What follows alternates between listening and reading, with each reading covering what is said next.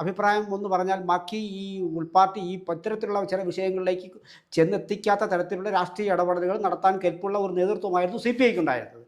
ഇപ്പോൾ വാസ്തവത്തിൽ പിന്നെ ഈ പാല് പോലും ചവച്ച് കുടിക്കുമെന്ന് പറയുന്ന ഒരു നിഴല് പോലും അല്ല CPI എന്നാണ് എനിക്ക് തോന്നുന്നത്. ഈ പാല് പോലും ചവച്ച് തന്നെയാണ് കുടിക്കുന്നത് എന്ന് അവകാശപ്പെടുന്ന ഒരു പിന്നെ കക്ഷിയാണ് ഇപ്പോൾ CPIയുടെ തലപ്പത്തിരിക്കുന്നത്.